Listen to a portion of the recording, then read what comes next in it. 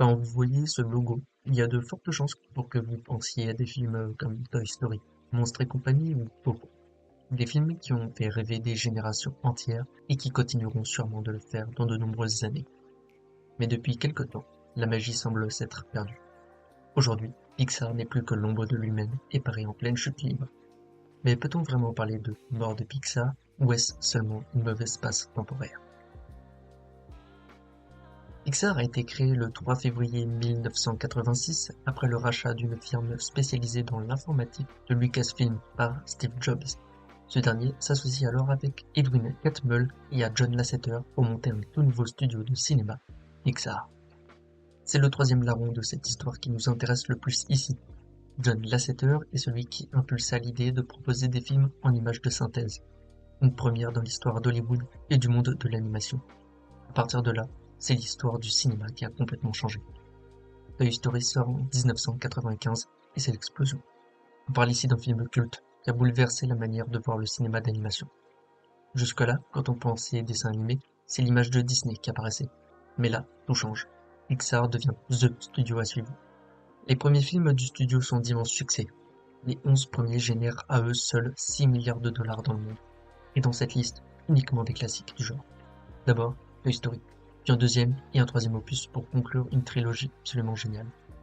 Mais il y a aussi eu Mille et une pattes, Le monde de Nemo, Ratatouille, Les Indestructibles, Wall-E, Cars, Monstres et compagnie, ou même Là-haut. Bref, que des classiques qui ont fait la renommée du studio. Entre-temps, Disney a racheté le studio, plus précisément en 2006, scellant à jamais le lien entre les deux studios. Mais on revient un peu plus tard à ce lien. En fait, tout va bien pour Pixar. Le studio est imprenable pour dire les termes. Ils ont réussi à inventer un tout nouveau style d'animation que presque tous les studios hollywoodiens, y compris Disney, ont adopté. Tout va bien donc pour Pixar, qui même dans sa narration parvient à être unique. Pixar se démarque par ses histoires pleines d'émotions, avec des personnages complexes, mais qui réussissent à être attachants et à nous toucher en 1h30 de film. C'est là la force de Pixar. Les années 2010 ont clairement confirmé cela. Pour n'en citer que quelques-uns, et vice-versa, Coco, Le Voyage d'Arlo, Cars 2 et 3, et même un Toy Story 4, peu nécessaire à mon avis, mais quand même de qualité. Pixar est unique, et peu de studios peuvent rivaliser avec eux. Mais justement, c'est peut-être là le problème. Pendant près de 50 ans, Disney a régné seul sur le monde de l'animation, sans vraie concurrence. L'apparition de Pixar à la fin des années 90 a apporté un vent de fraîcheur sur l'industrie en allant challenger les papas de Mickey sur leur domaine. Mais en réalité, c'est une concurrence plus contrastée, puisque les deux studios avaient un accord de partage des gains, car Disney distribuait les films. En fait, la vraie concurrence de Pixar, c'est DreamWorks. On ne va pas s'attarder sur leur cas, ce n'est pas une vidéo sur eux, mais c'est important d'expliquer en quoi DreamWorks était le parfait anti-Pixar. DreamWorks a été créé par Steven Spielberg et par Jeffrey Katzenberg, un ancien responsable de Disney, en 1994. Dès le début des années 2000, le studio s'est alors lancé dans des films en images de synthèse, avec notamment Shrek. Mais là où DreamWorks a été très astucieux, c'est en s'éloignant de l'image des films Pixar et de leur mode de fonctionnement. DreamWorks visait un public presque plus adulte, avec des références plus populaires et mainstream, tout en se basant sur un humour très présent. De plus, le studio s'est beaucoup basé sur la présence d'acteurs et personnalités très connus en VO dans leurs films comme Eddie Murphy, Cameron Diaz, Angelina Jolie ou encore Jack Black. Cette stratégie a été plus ou moins payante, avec de très bons succès tels que Shrek, Dragon ou Kung Fu Panda, mais aussi de gros échecs au fil des années. DreamWorks a donc apporté de la concurrence à Pixar, et c'est une très bonne chose. Oui, puisque comme dans toute industrie, si quelqu'un est en position de monopole tant que sans concurrence, ce dernier va se reposer sur ses acquis tout en définissant clairement la voie à suivre sans alternative. Pixar et Disney avant ont clairement été dans cette position pendant quelque temps, au point même d'imposer un style d'animation des films. Même Disney s'est mis à faire des films en images de synthèse à partir des années 2000. On parle alors de style d'animation à la Pixar pour définir les films en images de synthèse. Mis à part Ghibli, tous les gros studios d'animation se sont mis à suivre ce modèle. Blue Sky, Sony Animation ou Illumination ont adopté ce style sans réellement chercher à se démarquer. Ce statu quo va quand même durer jusqu'en 2018 et un événement majeur, Spider-Man Into the Spider-Verse. Le film de Sony Animation, au-delà d'être une immense masterclass, est très intéressant à analyser. Le long métrage adopte un style d'animation complètement différent du moule Pixar habituel. Les propos même de Danny Timian, le superviseur des effets visuels du film, interviewé par le média américain Vulture: nous voulions briser ce moule, casser la machine, en parlant du monde de l'animation. L'objectif ici était de séparer de l'image du film d'animation Made in Pixar. C'est devenu un mantra pour la production, affirme Timian. Et c'est chose réussie. Le film est désormais un classique de l'animation qui eut sûrement le même impact qu'un certain Toy Story sur la manière de voir l'animation et même de faire de l'animation. 2018, c'est l'année Game Changer. Into the Spider-Verse remporte l'Oscar du meilleur film d'animation devant Disney et Pixar qui rappelaient pourtant presque tout depuis des années. Mais le plus impressionnant dedans, c'est que Sony Animation a prouvé qu'il est possible de sortir du modèle mis en place par Pixar et de mettre en place sa propre patte visuelle. En 2023, sort Across the Spider-Verse, qui est venu me remettre une couche sur comment révolutionner l'animation. Le film a encore une fois mis une claque au monde de l'animation et prouvé une nouvelle fois que le modèle Pixar peut être dépassé. Depuis, beaucoup de films ont adopté cette patte graphique. Paramount avec Teenage Mutant Ninja Turtle Teenage Years, ou même DreamWorks avec le Chapeauté 2 et le Robot Sauvage, qui ont su s'éloigner du modèle Pixar en proposant un style unique, tout en gardant les bases installées par Into the Spider-Verse. Finalement, même Disney s'est légèrement détaché du style Pixar avec Wish en 2023 et a tenté un style unique malgré un échec majeur. Preuve que les papas de Toy Story ont clairement perdu en influence sur le monde de l'animation, eux qui ont régné dessus dans les années 2000 et 2010. Pixar a donc eu du mal à conserver son hégémonie sur le monde de l'animation, mais ce n'est peut-être pas le seul problème auquel Pixar est et a été confronté. Retour en 2020. Jusque-là, peu roule pour Pixar. Leurs films sont à chaque fois des cartons ou au pire des succès corrects. Ils règnent en maître sur le monde de l'animation, même si des oppositions commencent à apparaître. Disney lance Disney+, qui est perçu comme une bonne opportunité pour le studio. Bref, tout va bien. En revanche, Pixar ne le sait pas, mais c'est sans doute la dernière fois que le studio connaîtra un tel bonheur. Vous vous rappelez sans doute, début 2020, un petit virus fait son apparition. Je ne vous refais pas toute l'histoire, mais énorme confinement mondial, toute l'industrie hollywoodienne s'arrête. Bref, une sale période pour les cinémas. Pixar n'échappe pas à cette période et est peut-être même le studio qui a pris le plus cher dans l'histoire. Déjà, quelques jours avant le début des différents confinements dans le monde, sort En avant, un road trip magique sur les liens fraternels et père-fils. Un très bon film qui a malheureusement vu sa diffusion au cinéma brutalement coupée, faisant ainsi de lui un échec financier et le plus gros échec au box-office du studio, hors film sorti directement sur Disney+. Justement, on parle là sans doute de la principale explication de la chute de Pixar post-Covid. Ce dernier est même finalement qu'un prétexte, puisque c'est essentiellement à cause de Pixar et Disney même que le studio s'est cassé la gueule. Certes, Saul est sorti en pleine pandémie, et donc uniquement sur Disney+, puisque c'était le seul choix en dehors d'un report d'un an. Ça arrange même Disney qui avait vraiment besoin de contenu pour sa plateforme. Bref, tout le monde est gagnant, même si on peut regretter de ne pas avoir vu le film sur grand écran. Mais bon, on aurait pu se dire que c'était un cas exceptionnel, et que le prochain film de Pixar sortirait au cinéma. Mais en réalité, ça ne s'est pas du tout passé comme prévu. Disney a vu le potentiel de proposer directement des films sur Disney+, et a donc poussé Pixar à proposer les 2 films suivants en direct to streaming. Après tout, Disney a fait la même chose avec Encanto et Avalonia, avec un bon succès. Donc pourquoi pas rééditer ce succès avec Pixar, d'autant que la plateforme a vraiment besoin de contenu à ce moment-là. Pixar s'est donc mis à travailler sur divers projets, notamment des projets en série, comme Win or Lose, et nous perdons en français, qui sont malheureusement passés assez inaperçus. Cette dernière est d'ailleurs encore aujourd'hui la seule série totalement originale produite par Pixar, aucune autre n'est sortie ni même annoncée. Côté film, Luca et Alerte Rouge sortent sur Disney+. Le premier en 2021 et l'autre en 2022, alors que les salles de cinéma ont été réouvertes. Résultat, succès plus ou moins mitigé et surtout un manque cruel d'intérêt. Les 2 films sont passés inaperçus, passant pour des films secondaires, d'autant qu'en 2022, les regards sont déjà posés sur le retour de Pixar au cinéma, avec un film légèrement attendu, Buzz l'éclair. Juin 2022. Au cinéma, on peut retrouver Jurassic World Dominion ou encore Top Gun Maverick. Bref, des films qui fonctionnent énormément, les 2 ayant fait le milliard de dollars au box-office monde. En gros, la machine hollywoodienne est complètement relancée et Pixar est bien sûr tenté de s'imbriquer dans ce mouvement.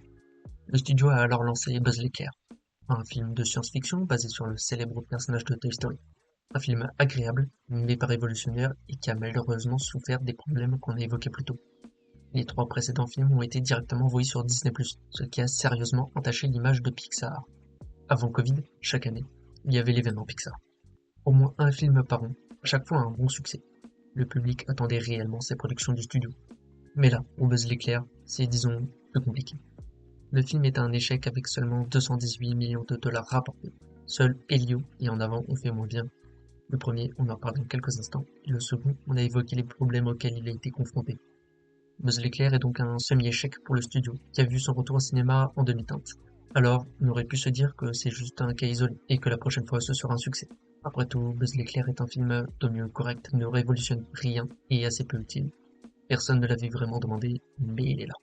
L'année suivante, 2023, sort alors un nouveau film, cette fois-ci totalement original, non tiré d'une licence ou d'un personnage déjà existant. Élémentaire. Élémentaire est un film centré sur la relation entre une élémentaire du feu et un élémentaire de l'eau, au cœur d'une cité élémentaire où les différentes communautés ont tendance à s'éviter sur la base de discrimination. Le film est vraiment sympa, avec de très beaux visuels. Malheureusement, au lancement, ça ne s'est pas passé comme prévu. C'est simple, Élémentaire a fait un démarrage catastrophique. Le pire du studio jusque-là, même si Elio est venu battre ce record. Bob Iger, le PDG de Disney, viendra même déclarer concernant les échecs de Buzz l'éclair et Élémentaire.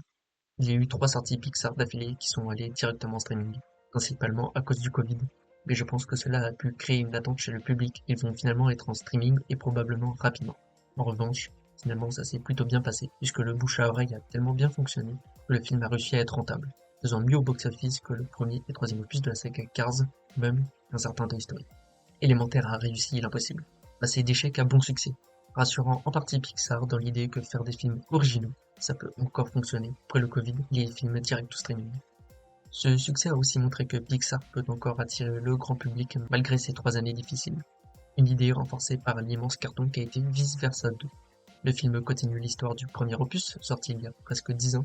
C'est un immense carton, le plus grand de Pixar devant les 2 derniers films Toy Story et Les Indestructibles 2. Il est également l'un des 10 films les plus rentables de tous les temps. Le film a aussi l'avantage d'être excellent, traitant de sujets complexes comme la puberté ou l'anxiété chez les adolescents. Bref, jusqu'à début 2025, presque tout roule pour Pixar, qui a annoncé dans la foulée des projets à venir, mais Elio. Elio est un film de science-fiction centré sur un enfant incompris qui croit que sa place est dans l'espace auprès d'extraterrestres. Il rencontre alors une communauté alien qu'il accepte tel qu'il est et arrive même à se faire un ami. Un superbe film avec de beaux messages sur le fait d'être accepté par les autres ou même un message sur la parentalité. Un film très bon sorti il y a quelques mois, semaines, mais qui malheureusement a été un immense échec pour le studio. Or, En Avant, qui est un cas spécial, c'est le plus gros flop de Pixar au cinéma depuis sa création. Alors comment expliquer cette chute brutale? Pourquoi Pixar s'est planté à ce point? Ces facteurs, on les a largement évoqués, mais il y en a beaucoup d'autres. Un élément qu'on n'a pas évoqué, c'est la difficulté pour les studios à attirer le public pour des films originaux. Du côté de Disney, Wish a été un sacré échec. DreamWorks ne parvient presque plus à rencontrer le succès hors suite ou spin-off. Peu de productions originales arrivent à rencontrer le succès d'un côté animation et live action. Bien sûr, on a toujours des exceptions, avec des succès. Docteur, le directeur créatif et l'un des vétérans du studio, s'est exprimé sur la situation dans laquelle se trouve Pixar. Lors d'un événement, le monsieur a reconnu que c'est une période difficile pour le studio et qu'ils reviendront plus fort. Je cite, c'est une période difficile et tout ce que nous pouvons faire, c'est essayer de faire des films qui, je pense, font l'honneur à notre marque de fabrique. Nous devons y croire. Il a cependant expliqué qu'il fallait trouver un entre-deux pour sortir de cette mauvaise passe, à savoir un compromis entre films originaux, vraiment dans l'ADN de Pixar, et suite de projets populaires. Au vu des dernières annonces concernant l'avenir de Pixar, ces derniers semblent réellement vouloir adopter cette formule. Certes, après Elio, prochain projet du studio est Hoppers, prévu pour mars 2026. Il s'agit d'un film complètement original, centré sur une amoureuse des animaux plongée en pleine nature dans la peau d'un castor. Un film avec un potentiel sympa, mais qui risque malheureusement d'être un échec. Si Elio a été un flop, pourquoi Hoppers serait un succès? Pixar et Disney ne semblent pas vraiment en attendre beaucoup, mais bon, qui sait. Concernant les autres projets à venir, l'année prochaine sort également le fameux Toy Story 5. Le film est censé continuer la licence et risque sans doute d'être un énorme carton. En revanche, certaines critiques commencent déjà à apparaître. Les gens critiquent l'intérêt d'un 5e opus, le 4e faisait déjà débat. C'est un sujet compliqué, mais attendons de voir à sa sortie. Côté suite à venir, Pixar a aussi annoncé un Indestructible 3 et un Coco 2. Deux projets dont l'intérêt reste à prouver, mais dont la rentabilité sera sans doute positive. Autant pour les Indestructibles 3, on peut éventuellement trouver un intérêt. La licence se prétend bien au jeu des suites. Mais Coco 2, sérieusement? Il va vraiment falloir venir m'expliquer à quel moment Pixar s'est dit qu'une suite à Coco serait une bonne idée. Mais bon, à voir, d'autant que le film ne sortira pas au moins avant 2029. D'ailleurs, ce sont les seuls projets pour l'instant annoncés par le studio, mais nul doute que d'autres films seront présentés d'ici quelques mois ou années. Notons également l'annonce très récemment de Gâteau, un film qui penche vers un style d'animation en 2D. On n'en sait pas plus sur ce projet, centré sur un chat en Italie. Ça peut être intéressant, à voir. On n'a pas de date de sortie pour l'instant, mais il sortira probablement avant Les Indestructibles 3 et avant Coco 2 puisqu'on a eu quelques concept art. D'ailleurs, ce sont les seuls projets pour l'instant annoncés par le studio, mais nul doute que d'autres films seront présentés d'ici quelques mois ou années. Bref, l'avenir de Pixar est assez flou, mais non, on ne peut pas vraiment dire que Pixar va mourir. Certes, le studio est en pleine perte de vitesse depuis la période de Covid, mais le succès de Vice Versa 2 et la belle remontée d'Élémentaire ont prouvé que les papas de Toy Story en avaient encore sous le coude. D'autant que les échecs ont toujours fait partie de l'histoire du studio et que les désillusions font pleinement partie de l'industrie. Depuis presque 30 ans, Pixar nous a fait rêver, pleurer, rire et voyager. Leurs films arrivent à parler à des générations entières, tant les adultes que les enfants. Chaque film est un classique, Pixar arrivant sur chacune de ses productions à innover et transporter le public dans un nouvel univers. C'est la force de Pixar, créée pour faire rêver.